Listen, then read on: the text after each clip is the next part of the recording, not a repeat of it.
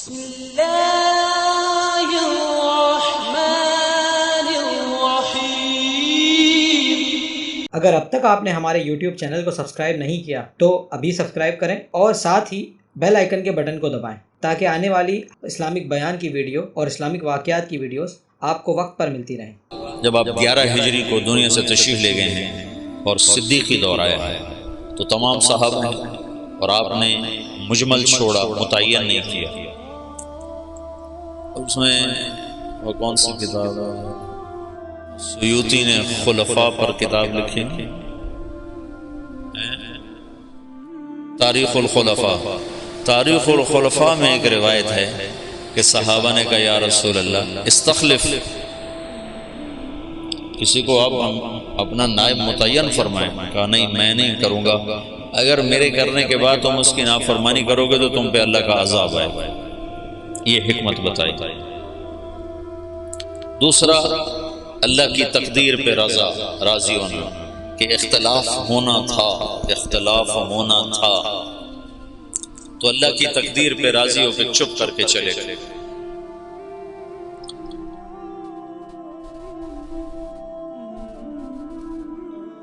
انصار کی بہت بڑی قربانی ہے اس موقع پر۔ جب آپ کا انتقال ہوا ہے تو آپ کی طبیعت پہلے ٹھیک ہو چکی تھی، ابوبکر چلے گئے حوالی، اور پیچھے صرف ازواج مطہرات ہیں۔ آپ کے انتقال پر وہ وہاں سے آئے اور افراتفری مچی ہے، رونا دھونا مچا ہے۔ مدینے میں انصار میں منافقین کی تعداد آپ کی وفات تک موجود رہی ہے، یہ تو معلوم ہے نا، اور وہ اللہ کے نبی کو پتا تھا یا حضرت حذیفہ کو پتا تھا، اور کسی کو نہیں پتا تھا۔ اور ہوئی بات اثر کرتی ہے۔ مجھے تحقیق نہیں ہے لیکن میرا وجدان ہے، جو کچھ میں نے پڑھا بار بار، کہ وہ جو سقیفہ تو بنی ساعدہ کا قصہ ہوا، اس کے موجد منافق تھا، تو کسی کو پتہ ہی نہیں ہے کہ یہ منافق ہے، یہ منافق ہے، تو ہر ایک کو مسلمان سمجھ رہا ہے، تو انہوں نے یہ شوشہ چھوڑا ہوگا۔ پھر اس کے جیسے افق کے واقعے کو چلانے والا عبداللہ بن ابی، لیکن حسان بن ثابت اس میں پھنس گئے، اور مصطح بن اثال اس میں پھنس گئے، اور حمنہ بنت جحش رضی اللہ تعالیٰ عنہ، یہ 3 مخلصین اس کی لپیٹ میں آ گئے، اور ان کو بعد میں حد لگی، منافقین کو چھوڑ دیا گیا۔ تو آپ کے انتقال کے بعد سارے لوگ مسجد میں جمع ہیں،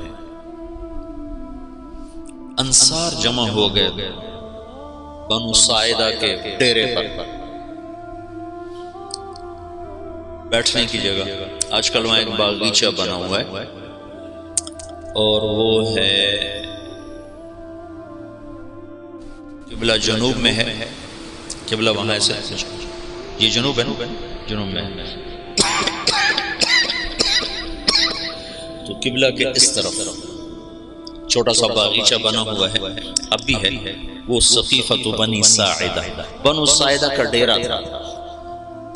وہاں جو لوگ جمع ہوئے، آج تک یہ مجمل ہے، کیسے جمع ہوئے، کس نے دعوت چلائی، کس نے جمع کیا۔ جتنی تاریخ میں نے مطلب دین کو تھوڑا پڑھا ہے، تاریخ کو زیادہ پڑھا، تو کسی کتاب میں یہ نہیں ملا کہ کون جمع کرنے کا سبب بنا، لیکن تسلسل سے پڑھنے سے میرا ایک تاثر بنا ہے کہ یہ تحریک منافقین نے چلائی ہوئی، پھوٹ ڈالنے کی اور توڑ پیدا کرنے کی۔ تو انہیں ساتھ میں ان کو عبادہ رضی اللہ تعالیٰ عنہ کو تیار کر لیا کہ یہ امیر ہوگا، اب یہ امیر ہوگا۔ تو یہ آپس میں وہ باتیں کر رہے ہیں، محرک اس کے یقیناً آخرت میں تو بھید کھل جائے گا انشاءاللہ، مجھے یقین ہے آخرت میں وہ مجرم سامنے آئیں گے کہ منافق ہی تھے جنہوں نے یہ ساری اسکیم چلائی، اور صحابہ کو اس میں استعمال کر لیا کہ وہ بشر تھے، خطا سے پاک نہیں تھے، معصوم عن الخطا نہیں تھے۔ تو ابوبکر کے پاس ایک آدمی نے تو ادھر بیٹھا، اور وہاں امت کے توڑنے کا نظام بن چکا ہے۔ تو ابوبکر رضی اللہ عنہ اور عمر رضی اللہ تعالیٰ عنہ، ابو عبیدہ رضی اللہ تعالیٰ عنہ، یہ 3 حضرات نے دوڑ لگائی، ایسی افراتفری میں گئے، اس وقت غسل شروع تھا، حضرت علی ادھر مشغول تھے، اور وہاں وہ اس کے لیے جا ہی نہیں رہے کہ مجھے خلیفہ بنایا جائے، تو اس فتنے کو دبانا چاہتے ہیں۔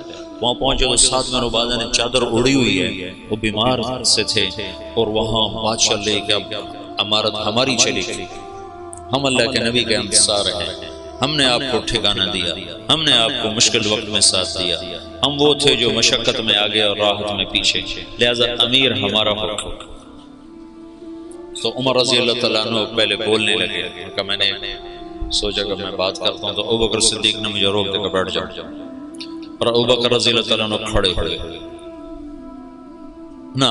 اس سے پہلے حباب بن، جب ابوبکر رضی اللہ تعالیٰ عنہ کھڑے ہوئے، ان کا دیکھو تم نے سنا تھا کہ اللہ کے نبی نے کہا تھا الائمۃ من قریش، خلافت قریش کے پاس رہے گی، عرب جس کے سامنے سر جھکاتا ہے وہ صرف قبیلہ قریش ہے اور کوئی نہیں ہے۔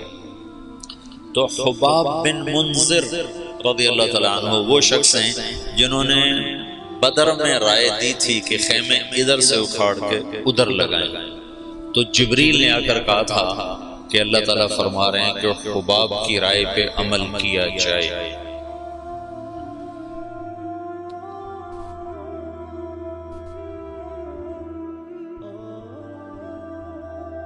ہر انسان ہر وقت ایک حال پہ نہیں رہتا ہے، یا تو ایسی بڑی رائے دی کہ اللہ نے کہا کہ حباب کی رائے پہ عمل کیا جائے، یا ایسی رائے دی کہ توڑ دینے والا نظام بن جائے۔ تو حباب بن منذر نے کہا میں تم سب کا فیصلہ کرتا ہوں، ایک امیر مہاجرین میں سے ہوگا، ایک انصار میں سے ہوگا، ایک تلوار ایک میان میں دو تلواریں کہاں آئیں؟ تو ابوبکر رضی اللہ تعالیٰ عنہ کو سختی سے ڈانٹ ڈٹ جا، امت کی وحدت کو فرقت میں تبدیل نہ کر، کو ڈانٹ کے بٹھا دیا۔ پھر مختصر تقریر فرق کہ یہ امر اس وقت تک سلامت ہے جب تک امامت قریش کے پاس، تم ہمارے انصار ہو اور وزراء ہو، ہم تمہارے امراء، میری طرف سے یہ عمر حاضر ہے، ابو عبیدہ حاضر ہے، اس میں سے کسی کے ہاتھ پر بیعت کر۔ تو عمر رضی اللہ عنہ نے ایک دم کھڑے ہو کر کہا جس کو اللہ کے رسول نے مصلی پہ کھڑا کیا وہی ہمارا خلیفہ ہے۔ نمازیں پڑھائی نے 17، تو حضرت عمر نے بیعت کی تیزی کے ساتھ، ابو عبیدہ نے اس کے پیچھے، پھر اللہ تعالیٰ کی غیبی مدد آئی، انصار کی یہ قربانی۔ زندگی میں ایک اصول سیکھو، اللہ تمہیں توفیق دے، مجھے توفیق دے، میں نے اس میں بہت نفع پایا، اپنی رائے سے پیچھے ہٹ جانا سیکھو۔ رائے پہ جمنا تو طبعی چیز ہے، رائے پہ اصرار تو فطری چیز ہے۔ بچہ بھی کہتا ہے میں نے ادھر جانا ہے، میں نے ادھر جانا ہے، ماں کہتے نہیں جانا تو وہ روتا ہے۔ اتنی چھوٹی عمر سے رائے کا اصرار شروع ہو جاتا ہے، تو رائے سے ہٹنا سیکھو بشاشت کے ساتھ۔ جب رائے کے خلاف ہوتا نا تو دل تنگ پڑ جاتا ہے اور طبیعت بجھ جاتی ہے۔ تو یہ ایک اللہ کی طرف سے سبق تھا۔ انفرادی سطح پر آگے آیا خالد بن ولید کا قصہ، اور اجتماعی سطح پر آیا انصار مدینہ کی طرف سے۔ اجتماعی سطح پر انصار مدینہ ایک دم پیچھے ہٹ اپنی رائے سے بشاشت کے ساتھ، امت بن گئی۔ اگر وہ نہ ہٹتے تو پہلے دن ہی توڑ تھا، اگر وہ ہٹتے اور دل ان کے ساتھ نہ ہوتے تو بھی توڑ تھا۔ وہ ہٹے بھی صحیح اور دل بھی کھول دی، سینے کھول دی۔ خلافت راشدہ میں دعوت کا نظام مکمل چلا، پھر خلافت عثمانی کے 6 سال اسی طرح گزرے، پھر 6 سال کے بعد وہ وَسَيَرَا اختلافاً كَثِيرًا، اختلاف کا سلسلہ شروع ہوا، جس کی آخری کڑی عثمان رضی اللہ عنہ کی شہادت ہے۔ مسجد قباء میں کھڑے ہو، قبلے کی طرف منہ کرو تو سیدھے ہاتھ ایک میدان اب بن گیا ہے، کھجوریں لگی، یہاں کنواں ہوتا تھا، اس کا نام تھا اریس۔ تو اللہ کے نبی کی انگوٹھی منتقل ہوئی ابو بکر کی طرف، پھر ہوئی عمر کی طرف، پھر ہوئی عثمان کی طرف۔ عثمان رضی اللہ عنہ بیر اریس پر کھڑے ہیں، وضو کرنے لگے تو خادم کو انگوٹھی پکڑا، اس نے یوں ہاتھ کیا، انہوں نے ایسے رکھی، اس کے ہاتھ سے پھسلی اور کنویں میں چلی گئی۔ تو عثمان رضی اللہ عنہ نے کنویں کا سارا پانی نکلوا دیا اور نیچے سے مٹی کھدوا دی اور انگوٹھی نہیں ملی، اٹھا لی اللہ تعالیٰ خاتم نبوت۔ میں نے وہ کنواں فوٹو میں دیکھا ہے، ویسے نہیں دیکھا، چھوٹا سا کنواں، اور اس میں پانی بھی اتنا زیادہ نہیں ہوتا تھا، عرب کے کنویں میں تھوڑا سا پانی ہوتا تھا۔ سارا ڈھونڈا انگوٹھی نہیں، اس انگوٹھی کے گم ہوتے ہی اختلاف اور افتراق، اور عبداللہ بن سبا جو یہودی تھا اور مسلمان بن کے داخل ہوا، جو شیعہ مذہب کی بنیاد بننے جس نے ڈالی، وہ اختلاف چلتے چلتے چلتے چلتے آخر حضرت عثمان رضی اللہ عنہ کی شہادت پر ختم ہوا۔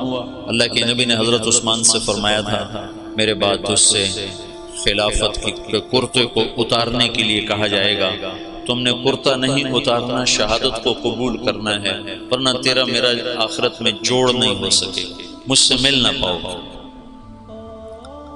تو ان لوگوں نے مطالبہ کیا، فسادیوں نے، کہ تم حکومت چھوڑ دو، ہم تمہیں کچھ نہیں کہتے۔ کہا یہ تو میں نہیں چھوڑوں، میں صابر محتسب قتل ہو جاؤں گا، یہ کام نہیں کروں گا، شہید ہو گیا۔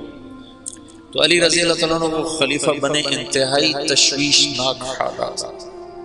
حسن آئے، کہنے کہ ابا خلافت قبول نہ کر ورنہ تیرے اوپر قتل عثمان لگ جائے گا۔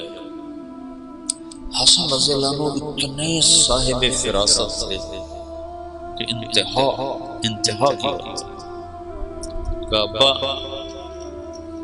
خلافت قبول نہ کر، تیرے اوپر قتل عثمان کا داغ لگ جائے گا۔ میرے اوپر کیسے لگ سکتا، میں تو بری ذمہ ہوں۔ اچھا پھر دیکھ لیں۔ اور اس وقت وہ انکار بھی نہیں کر سکتے تھے، اتنے پھنسے ہوئے تھے۔ بیعت فرمائی، بیعت کا ہونا تھا کہ یہ بات چل پڑی کہ یہ علی نے عثمان کو قتل کروایا ہے خلافت پر قبضہ کرنے۔ کہ ابا میں تمہیں کیا کہتا تھا۔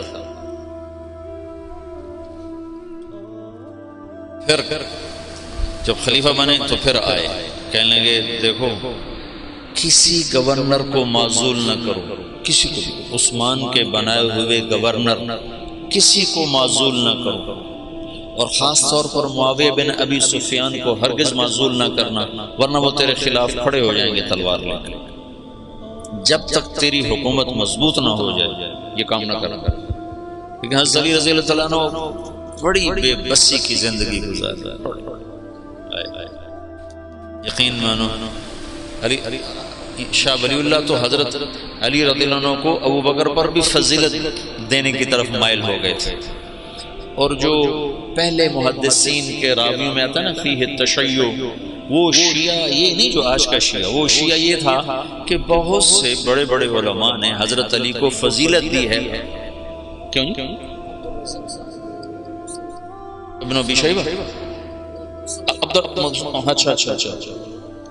عبد الرزاق جو مصنف عبد الرزاق جو مشہور کتاب ہے، تو ایسے بہت سے بڑے بڑے علماء نے حضرت علی کو فضیلت دی ہے باقی تین پر، جو ان پر دکھ گزرے ہیں، جو درد بھری کہانی ہے۔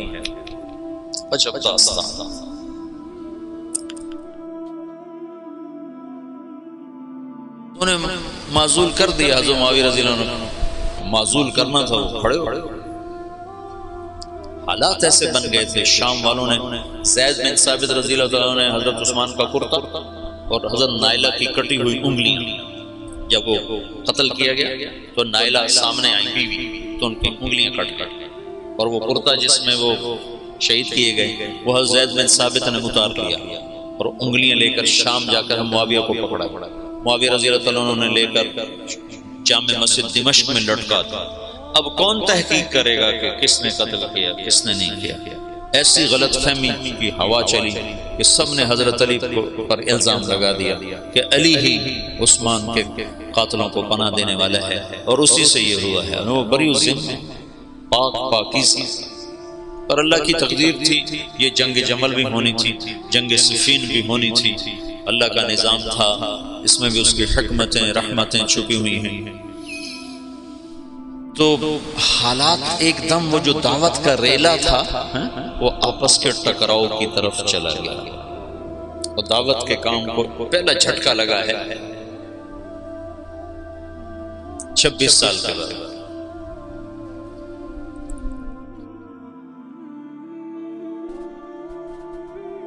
جنگ جمل کی نوبت آتا،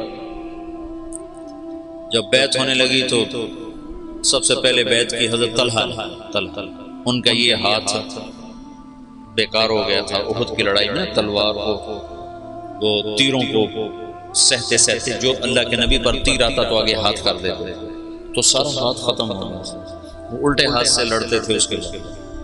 تو انہوں نے جب بیعت کی نا تو ایک آدمی نے کہا اوہو یہ بیعت تو ٹھیک نہ ہوگی، وہ بیکار ہاتھ سے کی نا، تو انہوں نے فال لی اس سے، اللہ کے نبی بھی فال لیتے تھے، کَإِنَّ هَذِهِ الْبَيْعَةَ لَا تَتِمُّ، یہ کام سرے نہیں چڑھے گا۔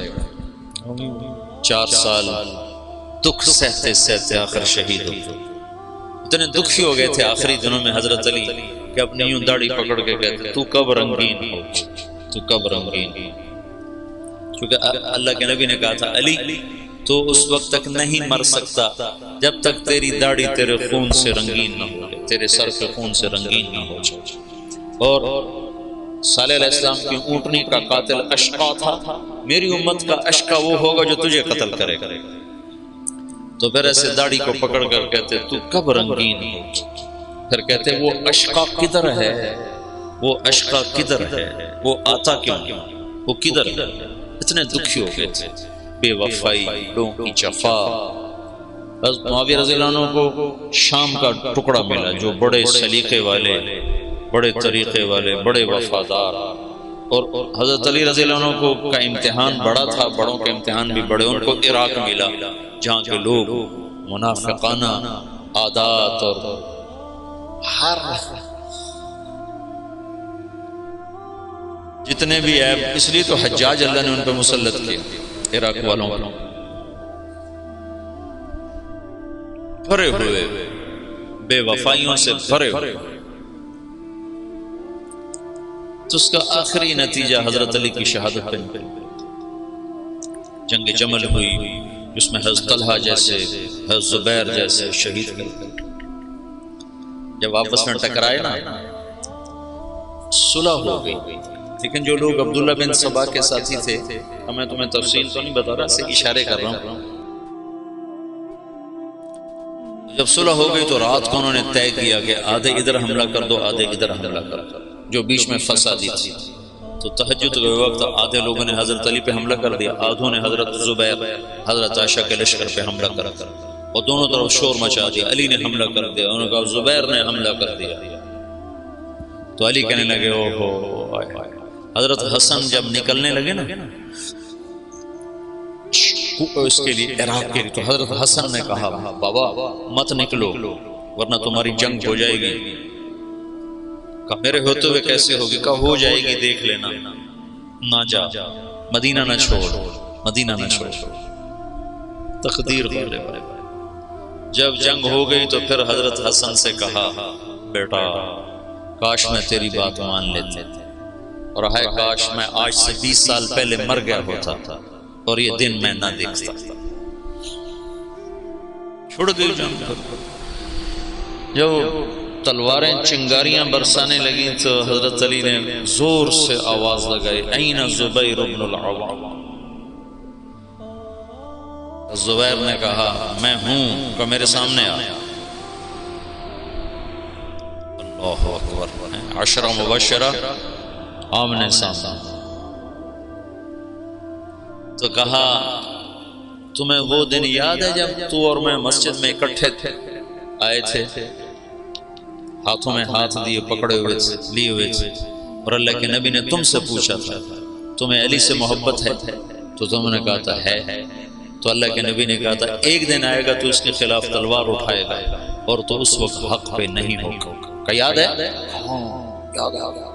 کہا تو میرے خلاف تلوار اٹھاتا تھا؟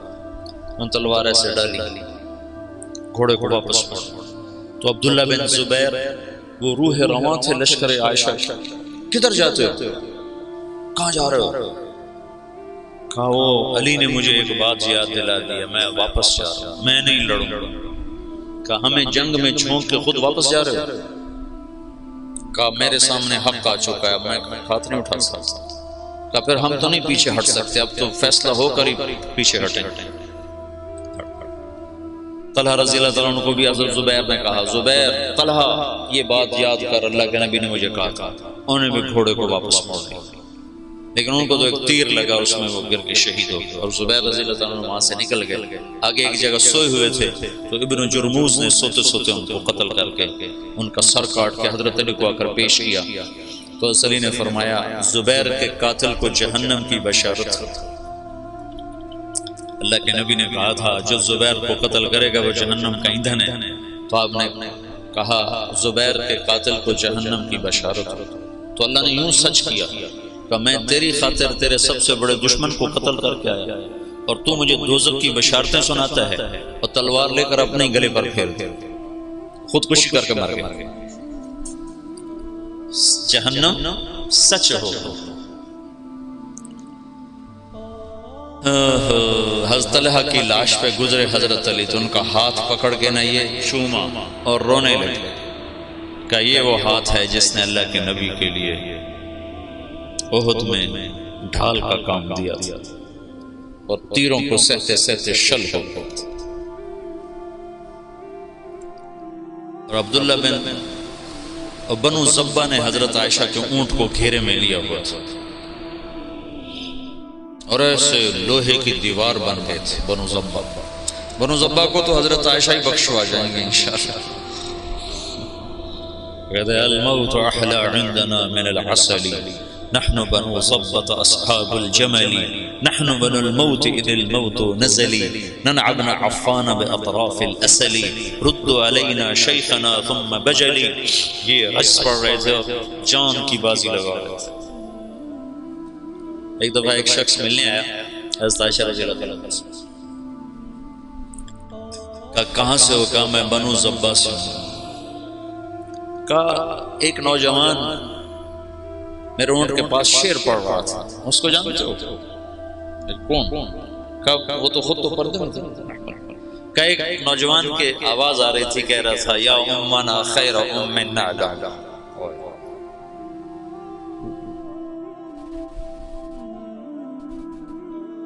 یا امنا خیر ام نعلم، اما ترین کم شباب یکلم وتفتلی حامته والمعصم۔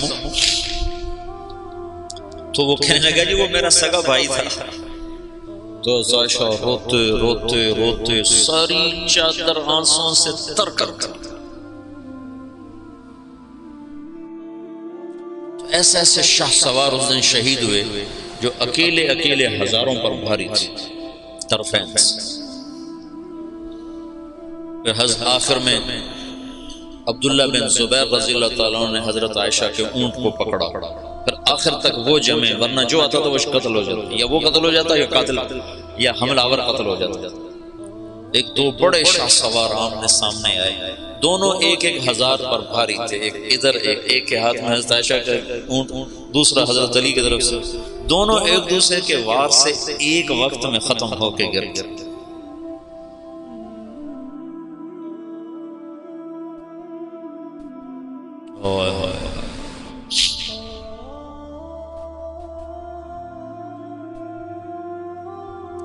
پھر وہ